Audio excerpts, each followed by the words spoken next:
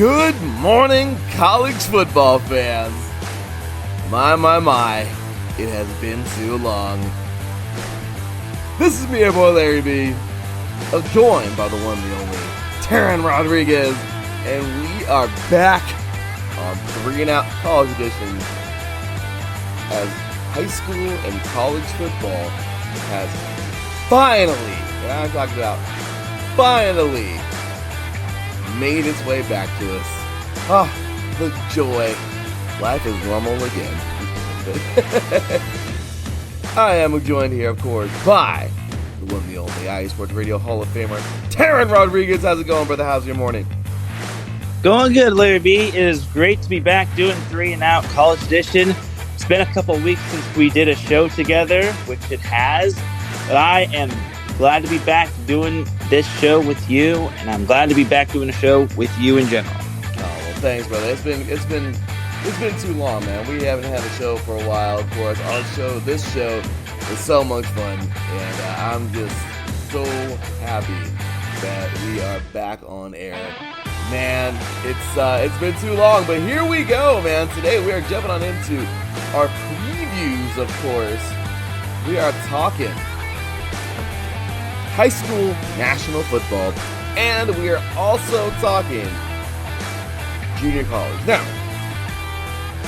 yes, we're going to throw a little bit of the conference nonsense in there, but it is what it is. Can't change anything, right? But today, we're going to have some fun. Jump on into those national high school highlights in there, and junior college, what's going on this year? We're going to have fun. You are now tuned in live to 3 and Out College Edition right here on iSports Radio, your direct feed for all that is sports.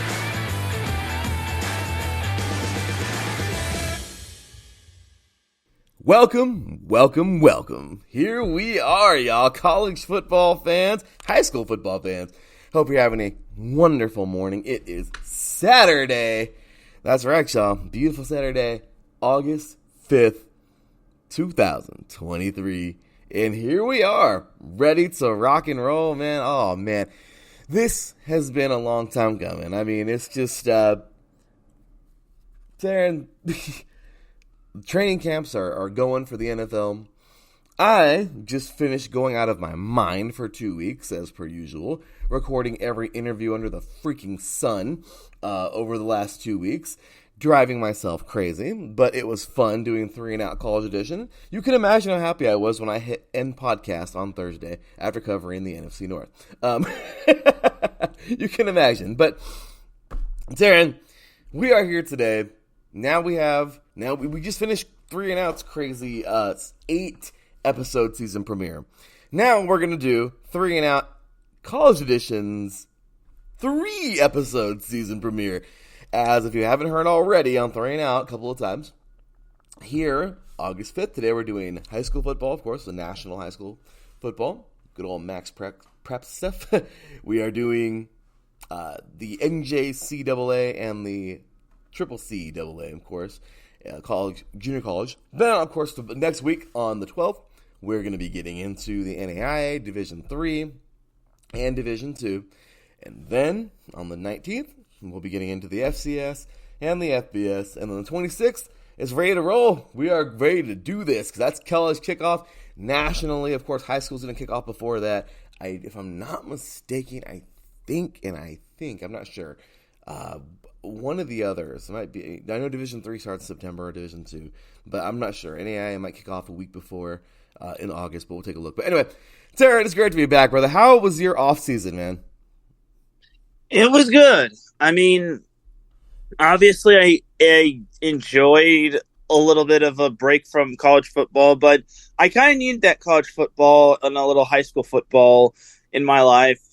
So I kind of checked out a little bit of 7-on-7 football in terms of high school football, and I needed a little bit of a little bit of college football news as well as some high school football news. So I'm glad to get that little bit of high school football and college football fix back in my life. So I'm glad that the college and high school football season is right around the corner, as well as the NFL. So fall is definitely one of the best times of the year just because I'm busy and you're busy, and basically college football is back in all levels, and soon we're going to be getting flag football. Which is awesome, So I'm excited, and I know you are too, man. We got ourselves a lot to get into, and the season's here, man. This is it. It's crazy to think, Taryn. It is August 5th right now. I hope you got a lot of gas in the tank, brother, because we're gonna be going every Saturday until, my gosh, the Senior Bowl. I mean, that's February now, so every single year, it's always an honor and a pleasure doing the show with you, man. It's always fun. We talk all kinds of football. And as it goes, this show is for the diehards, right? The show is for the people who follow football to its core. And we're talking about, we are going to be talking not only, okay, yes, we get the stupid, and I don't care. People get that. Look, we love it. We all love it. But yes, we get the Power 5. I guess it's not the Power 5 no more. But we get those conferences that everyone watches and then acts like they're a college football fan. I'm just kidding. But we get those, and then we get deeper. The D2s, the D3s. Ali Marpet, if anybody doesn't know who he is. Taryn does. But yeah, Hobart. Where the hell is Hobart University? It's in New York. It's Division III, and he blocked for Tom Brady in a Super Bowl and helped win him a ring. Okay? For the Buccaneers. Yeah. Division III. Cecil Shorts, who played for the Jaguars years ago. Where'd he come from? Oh, Taryn, I think you know a thing or two about Mount Union. Division III. Yeah. So I'm just saying, you guys, it doesn't matter where you come from. You can still get to that league no matter what. If you bust your hump. And, this is what happens. You can get there from these smaller schools. So, loving it. We love covering those teams and those schools. And, of course, it all begins in high school. And, Taryn, I think you and I know a thing or two about the legendary modern-day high school. The legendary St. John Bosco, the Football Factory, Corona Centennial, and those are just to name a few here in Southern California. You got Duncanville and North Shore in Texas. Oh, monster programs. The IMG Academy, the St. Francis Academy over there on the East Coast. Oh, you got some monsters, all right? Basha in Arizona, who is looking sharp, Taryn. I'm just saying, you got some good football all around the country. So guess what? We love to cover it all as much as we can, and here we are. So alrighty, well, looks like we got the chat room already going. Our boy Adam Karnick, welcome, brother. Glad to have you today. He says, new intro music. Well, it's a year old, but I guess you can consider it new. We had it since last year. I think it was after the first couple of shows, we got our new intro music. Taryn found it, but anyway.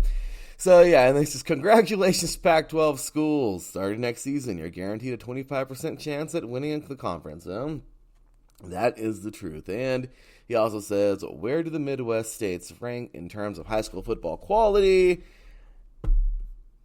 Okay. the major high school football, for those of you who don't know, the majors, of course, Southern California, Florida, Texas. It's not that the Midwest schools aren't great or good, but last year's final rankings, Taryn, if you want to just jump right into, to good old, well, I guess we'll finish off talking with those stupid conferences and the Pac-12 falling apart and everything, but let's just get right into high school, man. So let's take a quick look here. So Adam wants to talk about these high school footballs, Midwest, or who's who. Here's the top 25 last year after the season ended, okay, the postseason. From 25 to, and we can stop every now and then, well, I'll go kind of quick, but from 25 all the way to number 1, here's how they matched up. Okay, so, Kahuku High School, that is in Kahuku, Hawaii, they finished 25th overall. Liberty High School, let's see here, they would finish, they're out of Peoria, Arizona, they finished 24th. Of course, Columbus out of Miami, Florida, 23rd. Really, really good school there. Carrollton out of Georgia. And can't forget those Georgia schools like Buford, Carrollton, monster high schools there. Would finish in 22nd. DeSoto out of DeSoto, Texas, would finish in 21st. Bergen Catholic out of New Jersey. If we remember them a couple years ago, Taryn, they were the team that came on over and played Jay Serra. Remember? I think it was about 2 years ago. Very, very, very good football game. That's, of course, over here in Southern California. So they were 20th. Then we had St. Joseph's Prep out of Philadelphia. That would finish in 19th. Basha, of course, we talked about them out of Chandler, Arizona, finishing 18th. 17th, we had St. Edward's out of Ohio. Okay, so I guess you want to consider that like a Midwest-ish. Not really, kind of, but team right there finished in 17th. Westlake out of Austin, Texas, 16th. 15th overall, Langston Hughes out of Fairburn, Georgia. Are we seeing a trend here of where the best high school football is? We have here, number 14 was Lakeland out of Lakeland, Florida. Next up, Lipscomb Academy out of Nashville, Tennessee. That was 13. In 12th, a team that, Taryn, we saw these guys kind of fall, which is weird because they were in the top 10 last year. Don't know how they fell out of the top 10, but American Heritage out of Plantation, Florida, would finish in 12th. We had Mill Creek out of Houston, Georgia. Hope I said that right. Would finish 11th. And then we get into the top 10. Darren, these guys were around the top 10 all last year. Chaminade Madonna. It's a fun name to say, right? Chaminade Madonna. They are a really, really good football team out of Hollywood, Florida. Would finish in 10th. Number 9, North Shore, out of course, the legendary North Shore, out of Houston, Texas. The St. Francis Academy, out of Baltimore, Maryland, would be 8th. Duncanville, the Texas State Champions, would finish in number 7, or at number 7. St. Thomas Aquinas, out of Fort Lauderdale, would finish in 6th, which, of course, Florida. The IMG Academy, out of Bradenton, Florida, as well. They would finish in number 5. And then, Taryn, after all those guys, right, we just take a big, giant swing to the west. Because, well, we know these teams all too well. Number 4, Bishop Gorman, out of Las Vegas, Nevada. Number 3 last year, and these guys have been national champions the year before, and they've been going back and forth with St. John Bosco. But number 3, Mater Dei. Number 2, we go right back out to Miami, Florida. And boom. They finished number 2. And number 1, the national champions from last year, St. John Bosco, which is literally just like, what, not even 15 miles, not even, my gosh, I would want to say, 10 miles away? Maybe? From Mater Dei? Maybe a little bit less, I don't know, but so there is the top 25 from last year. That would finish, of course, from last year. We don't have the pre-rankings and everything at the moment from Max Press, but Taryn, just high school football in general, we talk about last year, and that was the top 25. So many great schools, so many great games and everything, but I guess there's no better place to start off with than this top little chunk of teams because, well, there's a reason why. Last year, Mater Dei, well, they would drop one. And it would actually be the one to win it all. It was basically the national championship. They would lose to St. John Bosco on a neutral playoff game. It was the game to make it happen. They lost 24-22 back on November 25th of last year. At the Rose Bowl. At the Rose Bowl. Taryn, it was a great game. It was it was awesome all the way around. But what you think, brother? I mean, this football team would lose. Rawlinson, of course, Coach Rawlinson is no longer the coach. We have the new coach starting up. I don't know how I'm forgetting his name, but take it away, man. St. John Bosco and Mater Dei usually always vie for that national championship. They go back and forth, at least in the last couple of years. What you thinking, man? St. John Bosco is a strong football team. They're looking to do it again. They're trying to repeat. What does this new Mater Dei coach bring? Do you see it being another toss-up year? Do you see them just building in St. John Bosco, taking it again maybe for another year? Like, what do you see so far right now? So to answer your question on how far Mater Dei is from St. John Bosco, that's approximately 25 miles from one another. So roughly 24, maybe 28 miles at maybe 28 at the most. But getting back to modern day and St. John Bosco, for modern day, Frank McManus didn't really have to change all that much according to an interview. He has not had to change all that much in terms of the modern day football program. He, according to him, says he's basically kept everything the way it is. His quarterback Elijah Brown committed to Stanford, and he is definitely one of the more prolific quarterbacks in probably the state, maybe the county. So I definitely think Elijah Brown, who has been starting ever since he's a freshman, is bound for a prolific season. And honestly, for modern day, it's all about redemption and what they're going to look like for under Frank McManus. And I feel they're going to be bound for a great season. Obviously, they've got a lot of great guys. One guy that comes to mind is I think his last name is Rassler or Wrestler. He committed to Oregon, which obviously we know about them.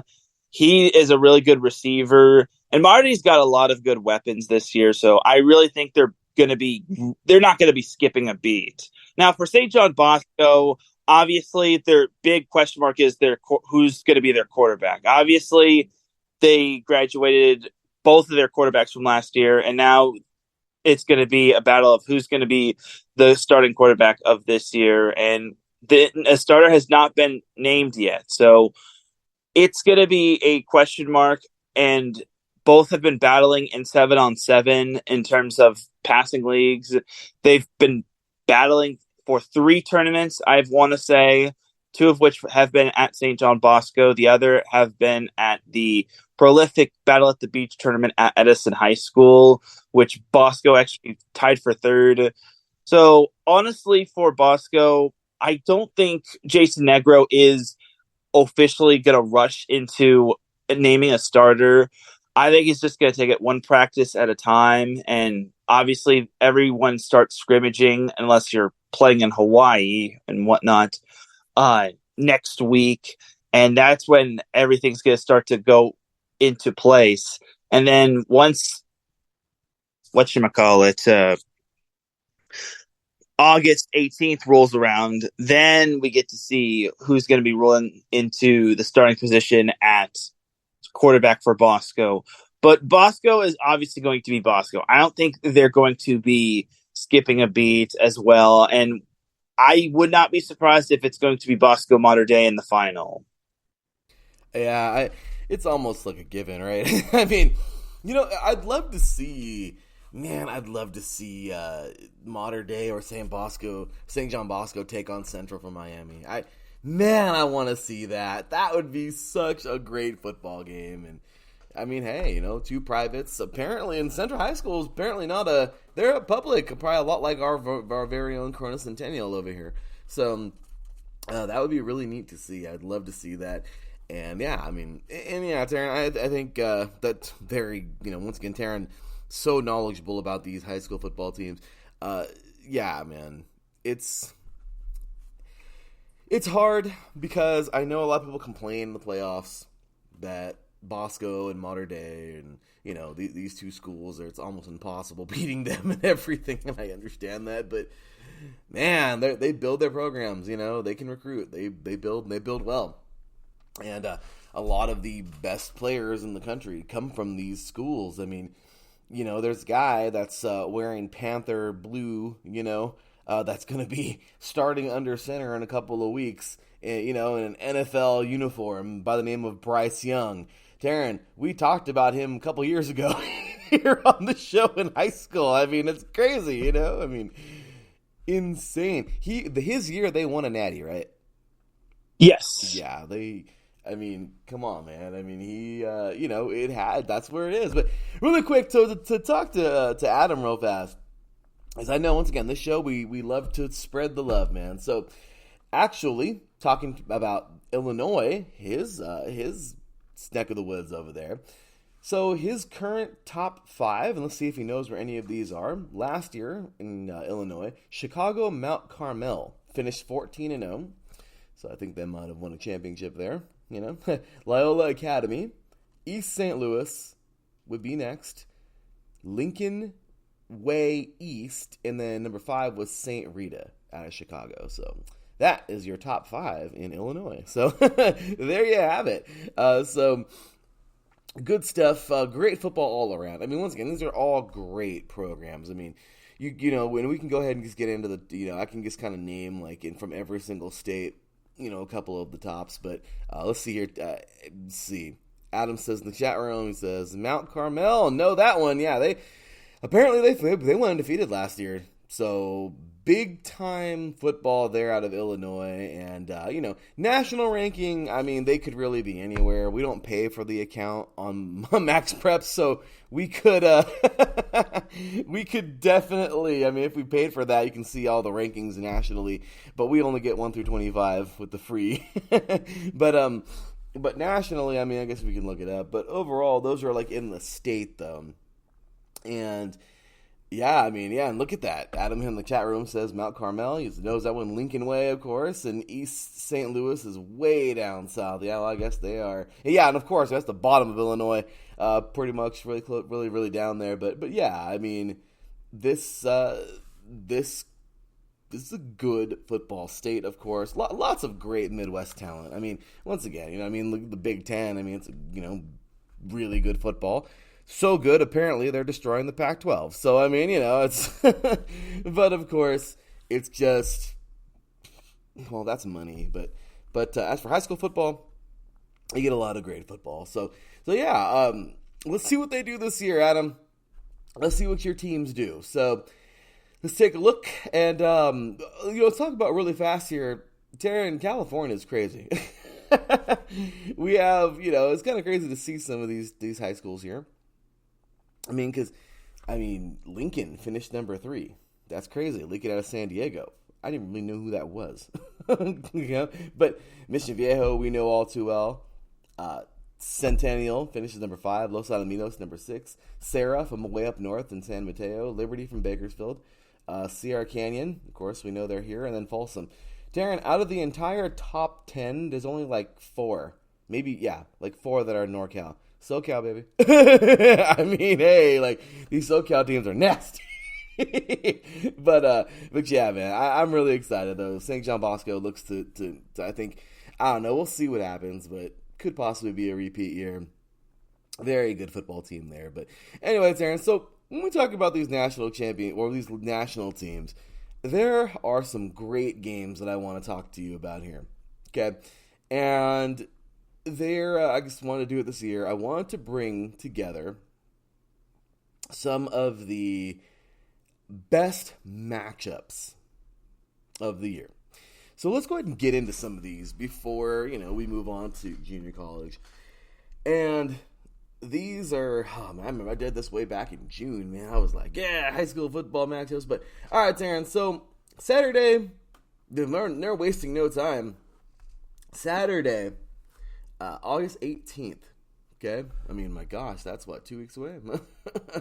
we're all under 2 weeks now, 13 days. St. John Bosco will be lining up versus Liberty of Nevada, the nationally ranked team there, pretty strong team, and of course, Corona Centennial will be playing against none other than Mater Dei. I mean, how is that to start your season there, Taryn? What's you think about those 2 games? Well, if you want to be some of the best, you got to beat some of the best. And for Centennial, I like how they're not backing down from the challenge. And for the Frank McManus era, what better way to kick off that era than to play that type of opponent? I really think that is the best opponent for that new era to kick off against. And I think for Corona Centennial, I think that's a great opponent to kick off against. And I'm very excited for that matchup. And for Bosco, I think that's a great opponent for them to kick off against. And is that at home or is that away? That's actually on the road, man. They're going out to Liberty on the road. All right. Well, it's a good little road test just to get their feet wet and get them, because a little road adversity never hurt them. And honestly, get the road games out of the way first and then get their home games, and then they'll have their home games eventually for the near future. So I think for Bosco, I think it's a good way for them to basically get them going and basically have a little road test, basically have a little team bonding as well, just because sometimes you want to like get you for the new guys on the team, you want to have them like bond with the returning players, and then in terms of like non-football related stuff.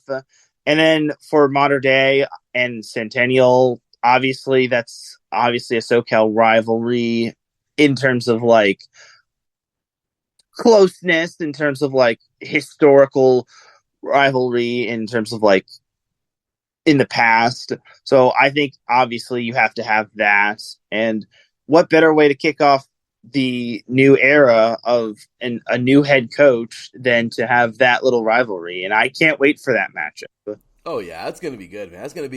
That's the first game on the list, and then moving forward, we have on August 25th, Friday, August 25th, Orange Lutheran. Hey, we know them, another SoCal team taking on a NorCal team.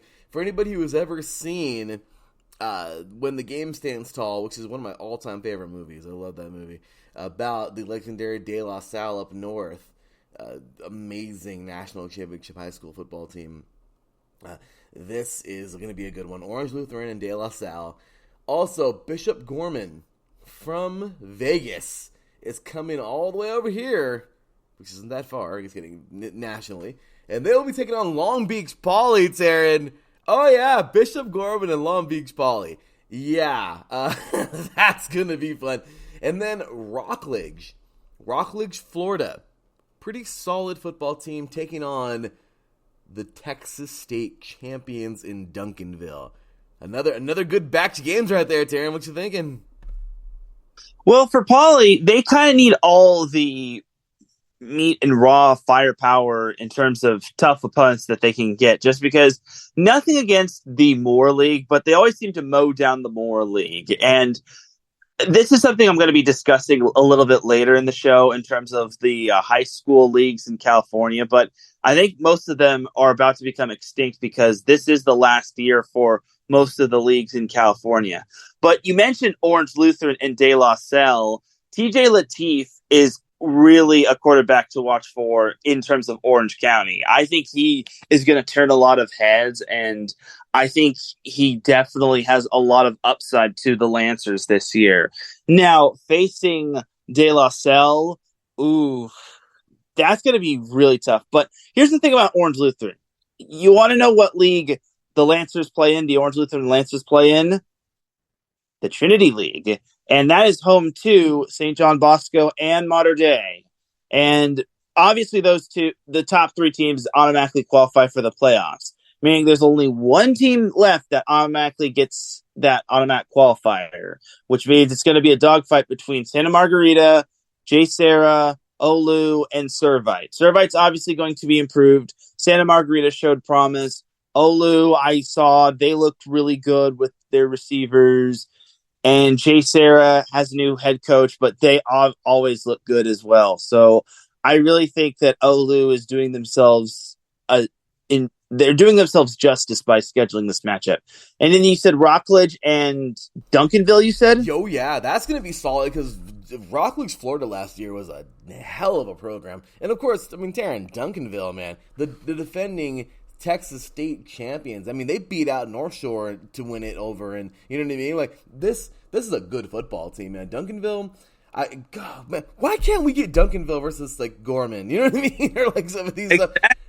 And Rockledge, I give them a lot of credit. Again, if you want to be some of the best, you got to beat some of the best. And I didn't even know too much about Rockledge before this, so I really got to kudos to Rockledge and them getting the guts to face a really tough opponent like Duncanville. So, oh yeah, I'm really excited for them, and I think their fans should be. Oh, they should be. I mean, look at last year, Taryn. The legendary North Shore High School. That game took place. We were excited last year during December when this game took place on the 17th of December. Oh my gosh! I mean, Duncanville would edge out North Shore 28-21. 7-point game. It was a great football game. I wish we could have been able to see it here, but these guys went at it. And once again, I mean, we got lots of talent there. And of course, we'll be getting into players. This is today. It's kind of hard to get into players because it's kind of hard. We only got so much time for this, but certainly just a solid football team though. And you just take a good look at what this team has built. Also, of course they got a sophomore over there, Caleb Bailey. They got some very good talent in Duncanville, and it's exciting to see what this team is going to be able to do this year. Also, I believe, I'm not sure, well, he was sophomore last year, but taking a look also at Duncanville, I believe, if I remember another name from there, take a look here. Jackson Johnson, he actually was a senior, so I'm not sure where he went in the country. But, of course, we'll keep track of a lot of these guys who make their way out. But just a very, very, very talented Duncanville team, 15-0 last year. Yeah, that's going to be a great matchup. So let's see what Duncanville does. That game's at home, so Rockledge, Florida's traveling to them. So then coming up after that, Darren, on the 26th on Saturday, we have here St. John Bosco taking on St. Thomas Aquinas. The IMG Academy out of Florida. Oh, man. And St. John Bosco is actually headed over there, too. That's crazy. So St. John Bosco is headed to Liberty on August 18th, and then on the 26th, they're actually headed over to Florida to take on St. Thomas Aquinas. That's pretty crazy for the Braves, man. IMG Academy is going to be heading way up north to take on St. Johnson's Prep out of Philadelphia. That should be a great football game because the IMG Academy loves to travel. Next up, Chaminade Madonna also.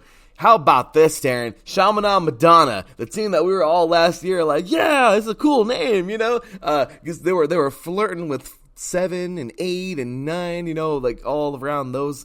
They finished in 10th, but they are immediately going into action as they're going to be taking on St. Francis Academy. I mean, that's pretty cool, man. So pretty good stuff there. Let's just go ahead and continue on. We can talk about some of these games here, Darren. But moving forward, we have Central Florida. Well, I guess I got my wish, Darren. Central is going to be headed out west to take on none other than Bishop Gorman on Friday, September 1st. Oh, I'm excited for that. That should be fun. We have Creekside, Georgia, heading all the way out west to take on Mater Dei on Saturday the 9th. On Saturday, September 2nd. Then we have here, shout out to Mikey C, the chat room. What's going on, brother? We have here on September 9th, actually, or September 8th, Friday, September 8th, Corona Centennial taking on Bishop Gorman. Oh, that should be fun. Orange Lutheran taking on Chandler. Another great game there. And Chaminade Madonna will be headed up north, way up north, to take on Bergen Catholic in New Jersey. Another good game there.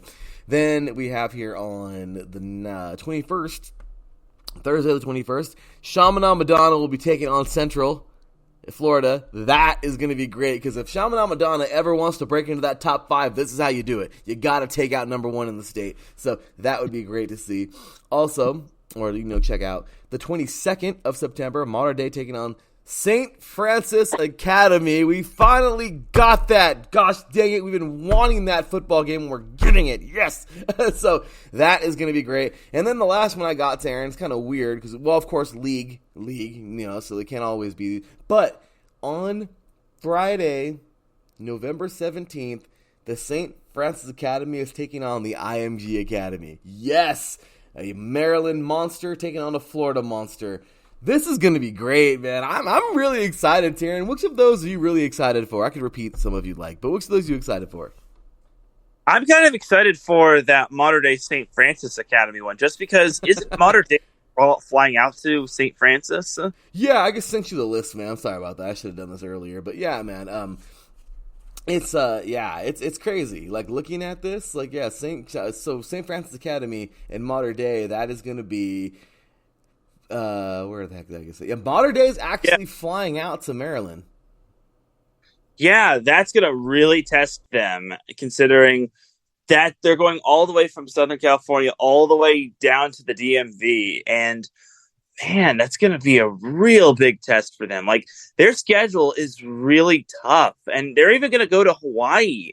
So the Frank McManus era is really not going to pull any punches this season. And I'm excited for all of these matchups, honestly. And again, that Creekside Georgia matchup even looks appealing for them. So I really can't wait for all of these matchups. I really am excited, but you really got to have that iron sharpens iron matchup for if you have, in case you don't have a strong league schedule. And this is kind of going to go back to what I said earlier about some of these leagues becoming extinct in Southern California in terms of high schools, that these leagues are, this is actually going to be the last year of leagues, just because I want to say in terms of the Southern section, after this year, except for the Trinity League, the entire CIF Southern section is going to get rid of leagues, and then it's all going to be one giant league configuration. Just because, like I said about the Moore League, it's just been dominated by Long Beach Poly. There's just been one. Some leagues have just been dominated by one team. Like Long Beach Poly has dominated the Moore League.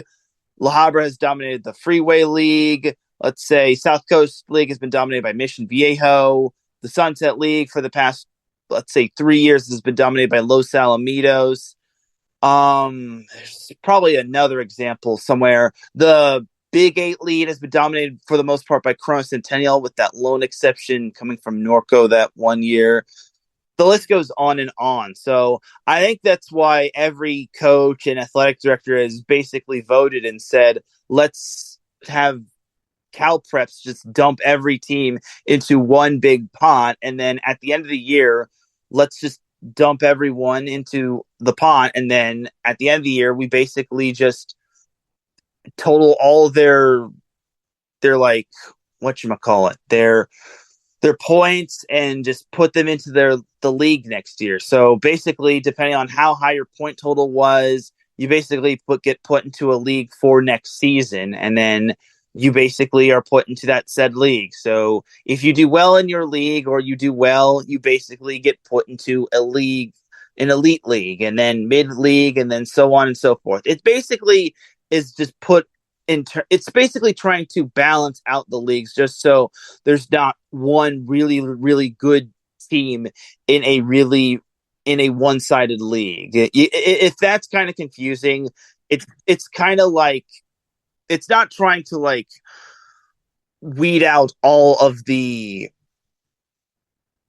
It's kind of tough to explain. Like, I don't have like a full-fledged example, but it's trying to get rid of like one-sided leagues. It's trying to like make sure there's like competitive equity. It's not going to be like the Big Ten, which is like expanding, and like the little itty bitty Pac-12.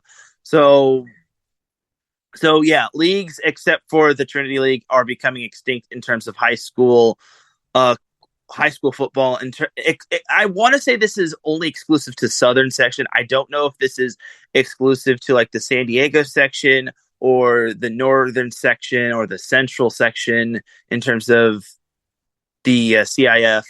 But honestly, this is kind of going to be very interesting, because one team from, let's say, the Inland Empire could go all the way down to like maybe South Orange County, and vice versa.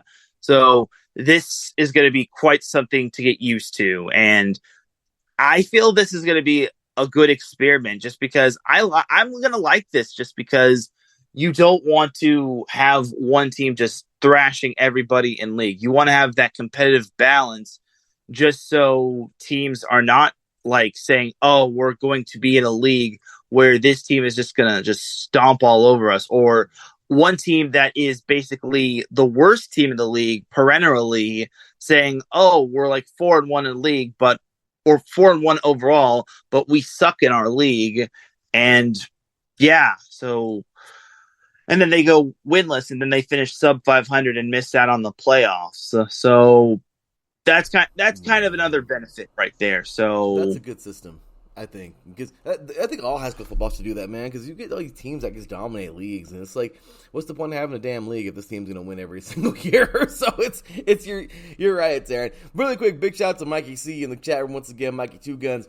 Really quick, man. I know in your neck of the woods over there in Massachusetts, I want to give you your top 5 right now. Catholic Memorial would finish 12-0 last year. We had St. John's Prep out of Danvers finishing second. Central out of Springfield would finish third. Duxbury would finish in fourth, and King Philip Regional would finish fifth last year in the state of Massachusetts. So hopefully you know some of those schools there, Mikey C.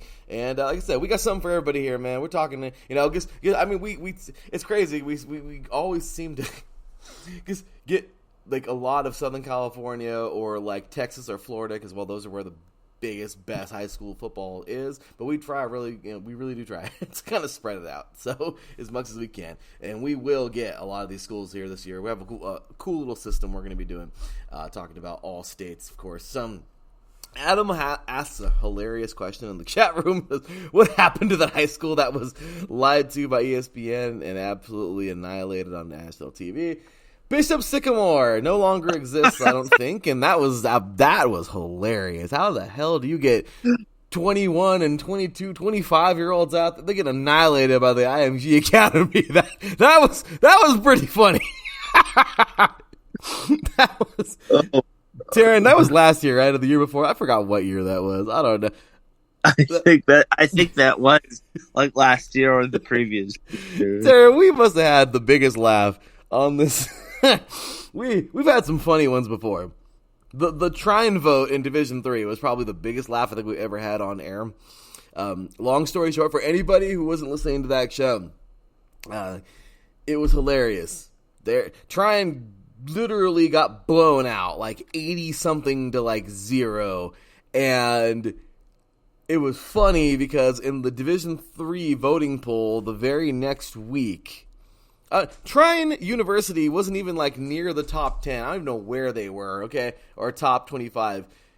On the bottom in the received other votes section on the top 25, out of all schools in Division 3, Trine had 1 vote.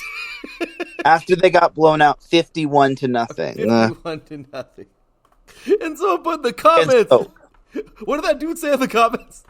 He just put a face palm emoji. It's like, hey man, somebody knows somebody. Like, yeah, somebody's got a buddy. Our Terrence said that was hilarious. Yeah, so that's what happens when you get voted.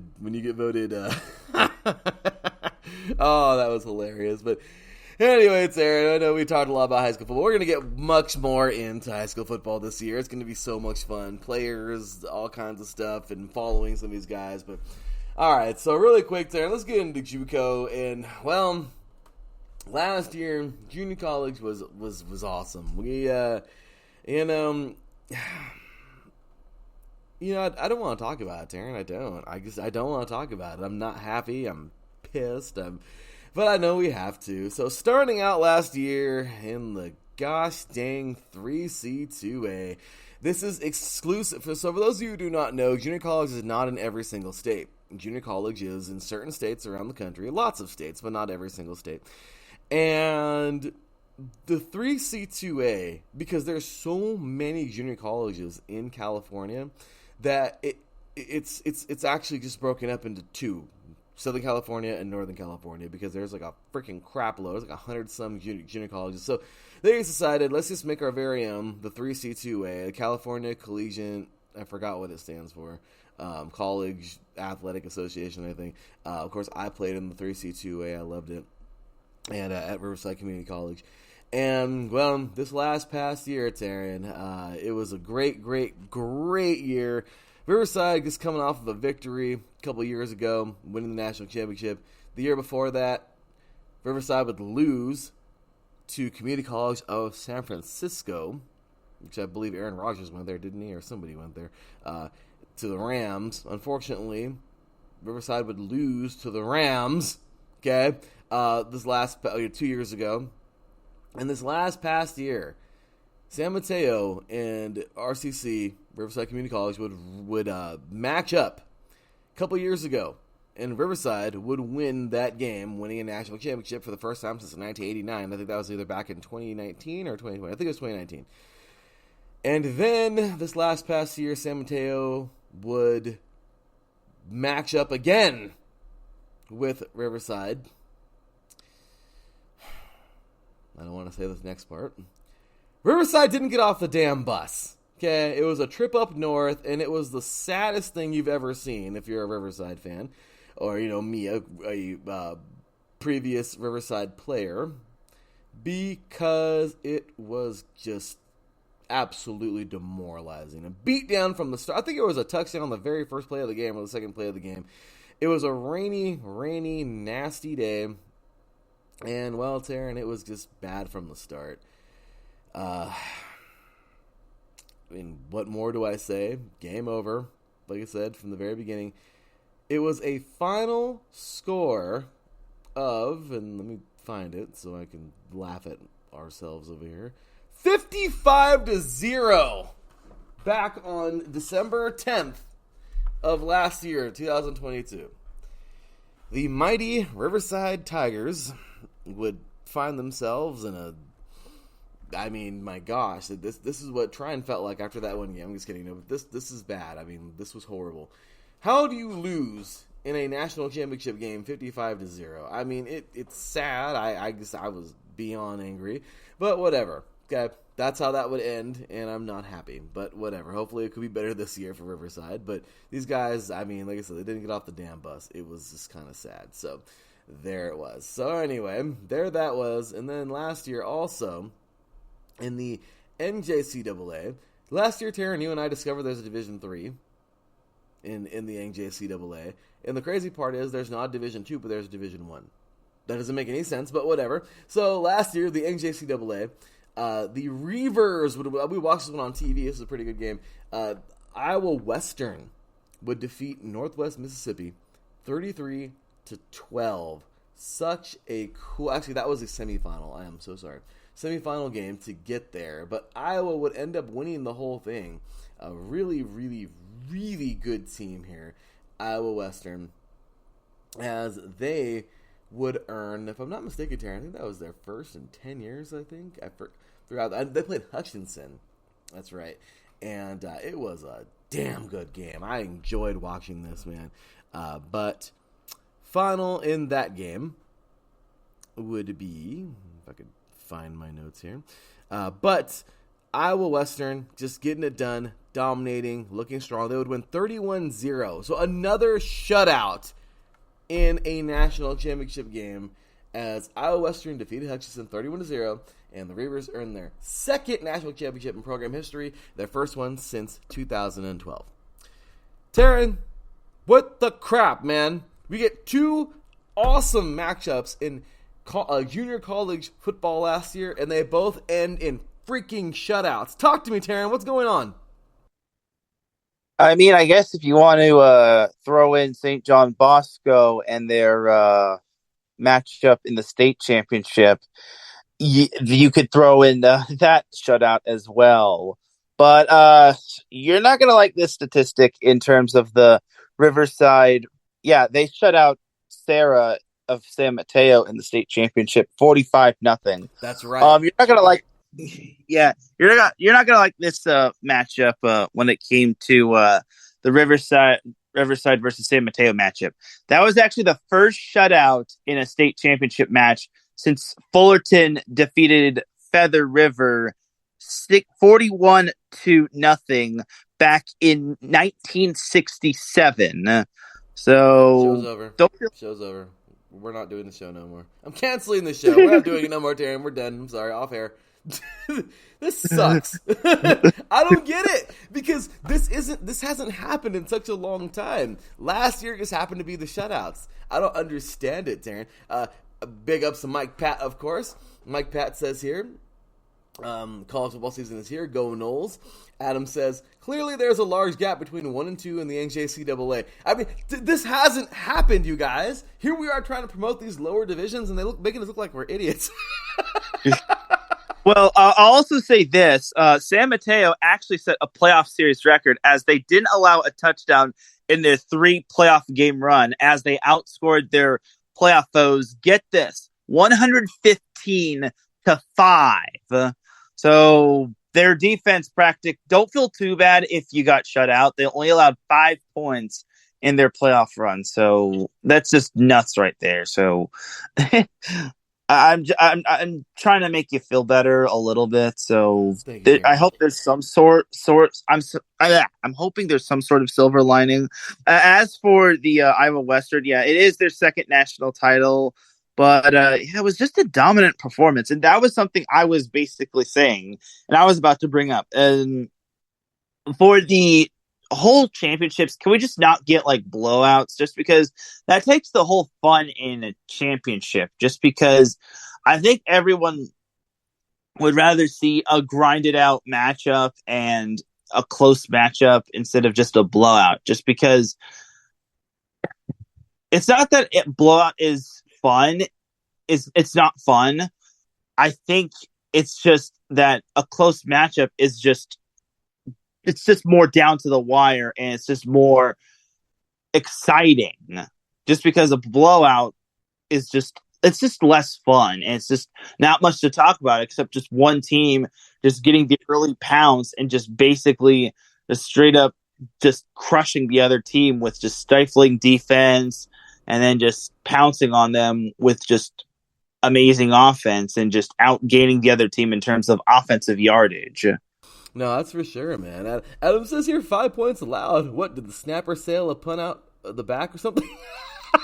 Well, in the state championship game, it was raining, and I guess San Mateo just had a better feel for the rain, or they were much more equipped in the rain. Yeah, that was just a weird. And they just ran the ball more in the rain. Oh, yeah. They just had. They weren't gonna throw that dang ball. That was a yeah. But big up once again, Mike Pat in the chat room, man. Just in case you didn't hear earlier, we're excited, man. Your mighty St. Francis Academy of Maryland will be hosting the mighty Modern Day Monarchs on Friday, September 22nd. Oh yeah, we're excited for that one. So Modern Day heading on out to Maryland. Oh, that's gonna be a fun one.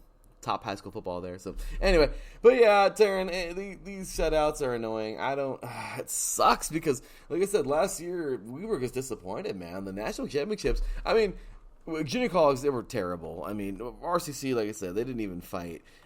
Hutchinson, man, they went into this game number 1. That's the crazy part about it. Hutchinson was, out of Iowa, was the number 1 team in the NJCAA last year. And number 2, the Reavers were like, hey, guess what? We want that crown. I mean, like, they slapped them silly, man. I mean, and Hutchinson was a good football team last year. Hutchinson is a very good football team. So to see this team just fall apart like that, it was crazy. But, you know, what do? I just feel like this team is I'm sorry, no, they're out of Kansas. I'm an idiot. Iowa Western, of course. Iowa, duh. And then Hutchinson Community College out of Kansas. So, yeah, they were a dominant school last year. The Blue Dragons didn't have it, though. They just didn't have it. And the Reavers, man, the Reavers out of Iowa Western took it to them. But, yeah, so looking forward, I guess, this year, we can only hope, right? I mean, we're going to see lots of great college football, of course, in the junior college level, and it's exciting to see. So, anyway, Taryn, got about 10 minutes left here in the show. So, I guess might as well just address the elephant in the room, right? We got a little preview there of high school football for the national stage. Some great matchups. Talking a little community college football, which hopefully, junior college football, which we hope that is, good this year. Fun fact, the MSJC, Mount San Jacinto Eagles, will open their new stadium this year, which is like 4 exits north of here, where I'm at. So, kind of cool. So, yeah, and our RCC is actually going to go down there. So, I don't know, I might go to that game. I don't know, but anyway, so that'd be cool. But anyway, Taryn, the elephant in the room, something I guess we just have to address. The Pac-12 is basically gone, which is really annoying. It's demoralizing. Money talks. As my father used to say. Excuse my language, but money talks and bullshit walks. I mean, this is how it goes. And well, here we are, Taryn. Good old the mighty dollar has done it again, and well, the Big Ten has turned into like the Big 20, and if these, I don't get it. Like we have a bunk playoff system. This is why, like, we have an East Coast bias. Like, I hate that East Coast bias. It bothers the crap out of me, and it's always been there, and it's not going away.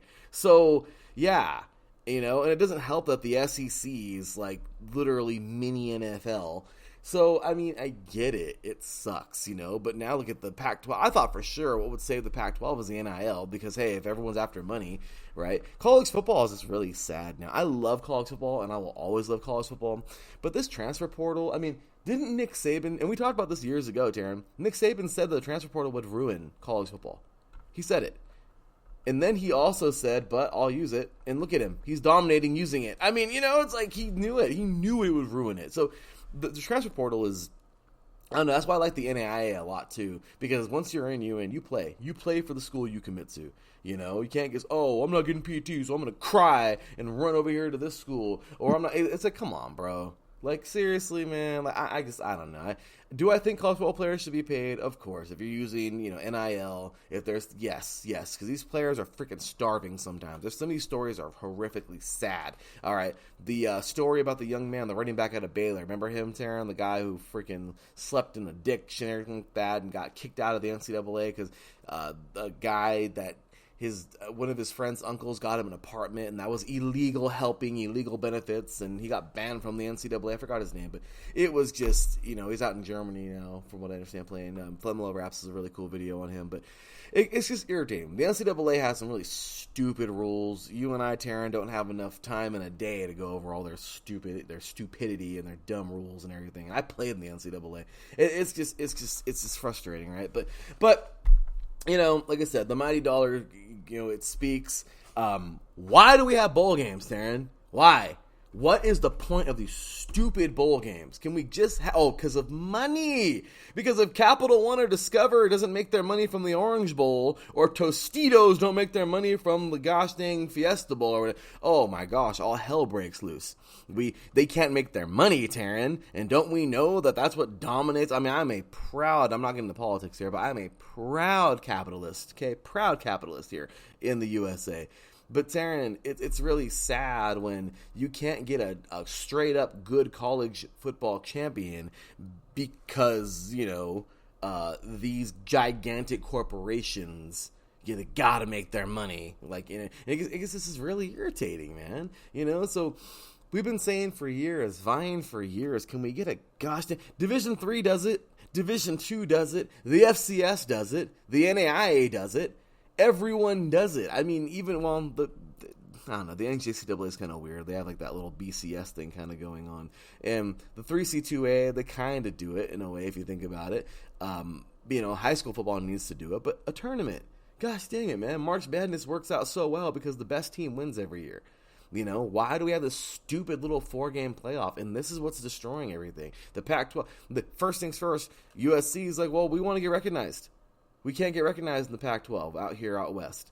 No one takes us serious. And I hate that. It's a shame because we have great football over here. But what, now because the Big Ten's appealing, you're going to take your stupid little brother, a UCLA, and head on over to the Big Ten? Okay, that's gonna change anything, right? It's annoying, It's really, really, really frustrating. I'm sorry I'm going on.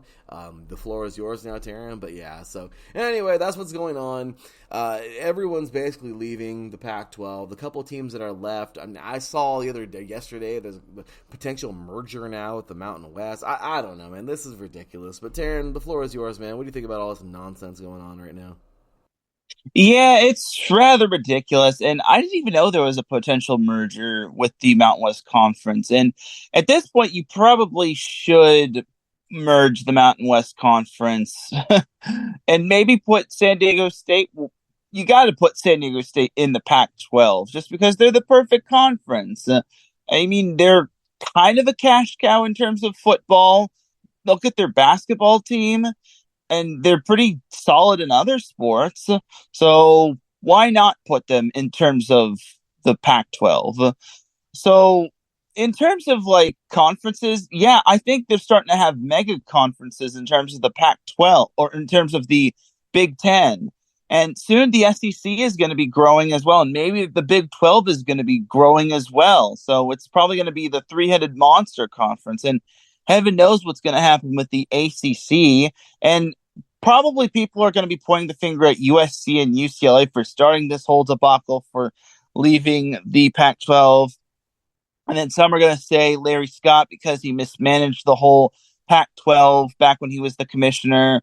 And then they're going to say the Pac-12 in general because they didn't get that whole TV deal done, which could have probably brought in San Diego State, which could have saved the conference, which could have led to Washington and Oregon staying, as well as Arizona and Arizona State, as well as Utah staying. And I think it was one other team that was staying. I forget. Yeah, it was Utah, Arizona, Arizona State, and Colorado left. But regardless, yeah, it could have. The only four teams that are remaining in the Pac-12 are Stanford, Cal, Oregon State, and Washington State. So no more. This is the last year of Apple Cup, last year of the Civil War, if it's still called that. And the only rivalry we still have in terms of football is Stanford Cal, which I'm kind of blanking on their rivalry name. I'm just going to call it the NorCal rivalry. But it is kind of sad that we're all just getting these super conglomerate conferences now. I think it's kind of the same way now in terms of the 3C2A. And I just saw this on their I don't know if it's evolved, if the 3C2A has evolved, but I only see 10 conferences. There's now the American Pacific Conference, the American Golden Coast Conference, American Metro, American Pacific 7. Then there's the National Bay 6, the National Central, the National NorCal, the National Northern, the National Southern, and then the National Valley. I want to say there was more conferences last year in the 3C2A. So I think every conference basically just crammed in everything. But it's not basically every conference just leaving everybody and then just going to a big, gigantic 18-team conference. At least it's like being balanced out. So that's something I meant to bring up back in the 3C2A segment. But back to the whole Big Ten Pac-12 debacle. Yeah, it's just really concerning for the Pac-12 that there's not going to be anything left of the Pac-12, not just for football, but for every other sport. And what's going to happen when it comes to like Pac-12 play? You can't just have a 4-team conference. That's just not going to be a thing. Like, what if Stanford just dominates every sport? Like they're eventually going to get bored, and then they're eventually going to leave the conference. And same could be said for Cal, and same could be said for maybe Oregon State or Washington State. So all in all, for the four remaining teams in the conference, what's going to stop them from eventually leaving the conference and whatnot? So I really want to see what this Mountain West Conference merger is going to look like. So we'll see what happens, and heaven knows, I really want to see what could happen in terms of other conferences, and if they're going to pluck teams from other certain conferences, like maybe the Big West, the West Coast Conference, maybe the Mountain West, maybe the WAC, and all that sort of things. I know that we're just talking specifically football, but obviously maybe get like the freelance. That's another thing you got to throw in. What if the Pac-12 teams could be homeless and they got to go down the route of the Notre Dame route and be basically a freelance team, as well as like Liberty and whatnot? So that's going to be another food for thought thing. So just something you also got to throw in there as well. You hit it on the head, Aaron. This whole thing is so unfortunate. And once again, I just feel like it's hard to blame everybody, though, because the NCAA isn't doing anything to... Once again, you got to make your money, right? Orange Bowl, Rose Bowl, and all. You got to... And I'm sorry. Stupid traditions, man. Like, I'm sorry, but... you got to make your money. You got to make your money, right? Okay, so we're not going to get rid of the bowl games. So, God forbid anyone loses their money. Oh my gosh, the world's gonna end. Taryn, I can't buy. Are you serious? We're not gonna have the Rose Bowl no more, so I can't buy my third island in the Pacific. Are you serious? Are you, Taryn? The helicopter that I wanted, that was the Rose Bowl was gonna pay for, has air conditioning. Now I have to fly in an air conditioning less helicopter, Taryn. I mean, seriously, the rich get richer. Greed is disgusting. I hate it. But Adam says here in the chat room, ironically, I could see the Big Ten now trying to save the Pac-12 by so the quote unquote granddaddy of them all, the Rose Bowl, can stay Big Ten versus Pac-12. And see, once again, that's why. Why are we trying to save it? The Rose Bowl, cool. Why don't we just have a playoff system and all the freaking bowl games can be like the semifinals could be called the gosh dang bowl games? I mean, seriously, man, like that's it's getting ridiculous. But nobody's gonna fork over, that whole deal with handing over money. So what are we gonna do, Taryn? What are we gonna do instead? Teams are going to start leaving and trying to get into. And once again, we're just headed towards super conferences. It is what it is. Like I said, you're entitling these kids by saying it's okay. It's completely okay, Taryn. You can transfer any school you want to at any given time. I mean, come on, man. Like I just college football right now is in a really sad place. It's unfortunate, and don't get me wrong. We're gonna do the show. We love it. This is what we do. It's gonna be fun. We're trying to not bog this down with misery. And when it happens next year, it happens. Cool. And like I said, all I hope is that SC completely dominates everybody to shut everyone up, because I've been seeing a lot of crap lately about, the reason why the Pac-12 is splitting up, West Coast football sucks. Those teams aren't good. They're not strong. All right, y'all. So when USC comes and smacks you in the damn mouth, what you going to say? I'm just saying, Lincoln Riley's there now. So I'm ready, man. I'm all for it. This to me has gone from me getting angry at SC for their blips last year and all that. Now I'm like all in, man. Like now I feel like this is a war now. Like I feel like, I don't know, it sucks, Like, I can't stand it, man. Like people talking crap. Oh, it's annoying, but it happens. We all do it, right? But anyway, Taryn. It's funny, Adam says here in the chat room, he says, great, now I have this image of UCLA sitting in the sandbox, minding its own business, only to have USC come up, grab them by the shirt, and say, come on, we're leaving, bro. Guy said it's a little brother, so thanks for that imagery there. You're very welcome, Adam. So anyway, guys, and like I said, this is nothing against the Big Ten. I mean, this is what it is. They just happen to be growing, but it's just because, well, hey, Ohio State gets recognized all the time, right? They're in the Big Ten. SEC schools get recognized all the time. So it's true. The ACC, you're going to start seeing that. That's probably going to disappear too. I mean, it happens, man. It sucks. I mean, it's happening. What do we do, right? But anyway, Taryn, that is that. Dude, we got to get the show on the road. We got to get on out of here. But, well, it's been fun. And there was a little bit of a little something there to start off our college football year. So let's cue that music, y'all. Oh yeah, we are up out of here. Taryn, thanks for joining me, brother. That was a lot of fun. Any last comments? Anything you want to say to our listeners today before we're out of here? I think I've pretty much said what I said. Okay. Taryn's like, that's it. I'm done. Mic check. But hey, that's it, guys. We are on out of here. It's been fun, but once again, a little bit of high school today, junior college today as well, and then next week we're going back. We got Division 3, we got Division 2, we got the NAIA next year. We're talking all about that. Next week, have some fun. Who will be who? Let's take a look at some big matchups we can possibly find out this year. Also, we will get into on the 26th, on the 19th. 2 weeks from today, we will get on into the FCS and the FBS much more than today. And then 26th, it is kickoff, you guys. We're going to be getting all of our fun stuff again. The high school spotlight for the IE Sports Radio family. It'll be pretty fun again. Talk about everyone's high schools. And oh yeah, it's going to be a lot of fun. So, anyway, guys, that is that.